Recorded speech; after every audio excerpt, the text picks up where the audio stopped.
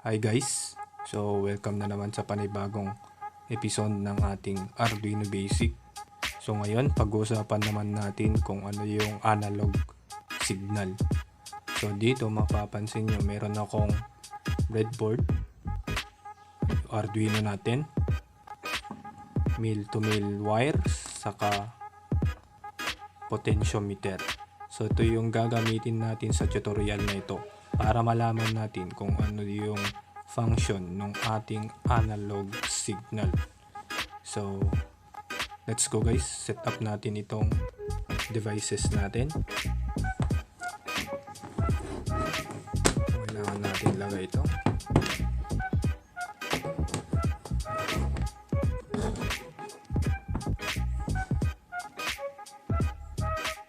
Okay.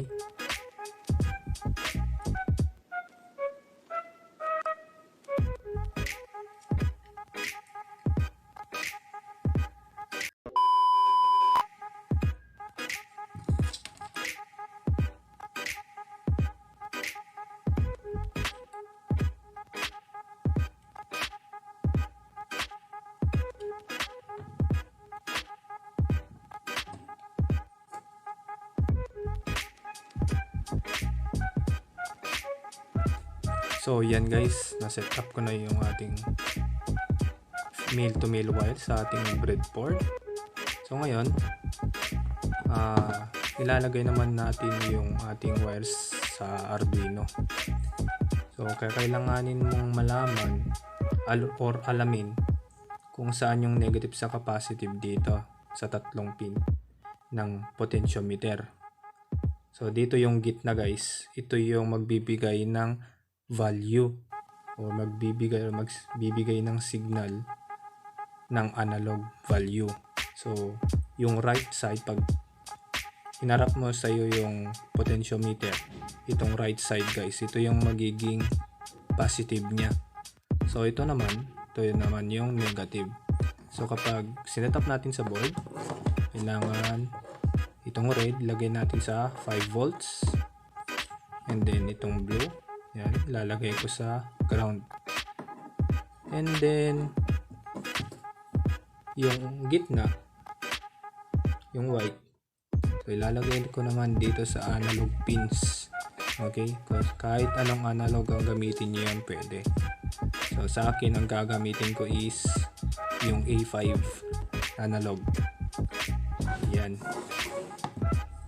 Okay, so okay na yung ating setup sa Arduino natin. So sunod naman natin i-program yung board natin. Okay, let's go.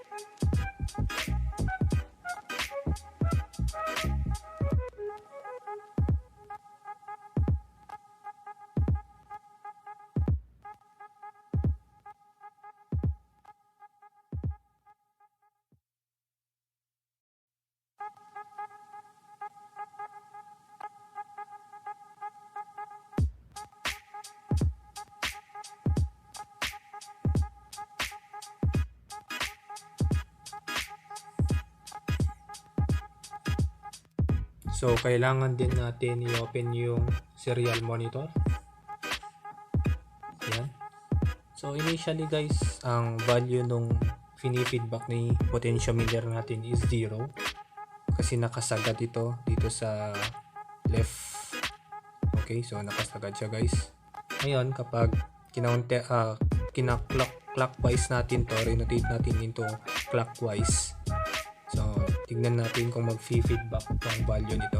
So dahan-dahan guys. Yun, yung sa serial monitor natin nagbabago na. Yan, habang pinapaikot ko clockwise tong potentiometer natin guys. Yan, so nakasagad na yung ating potentiometer. So ang sagad na value ni potentiometer natin guys is 1023.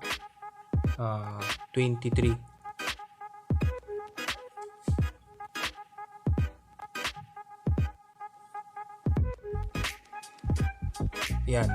So nagbabago yung value niya.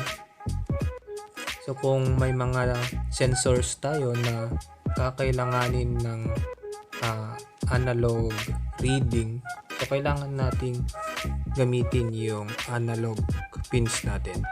Okay? So hanggang dyan na lang muna guys. Thank you for watching.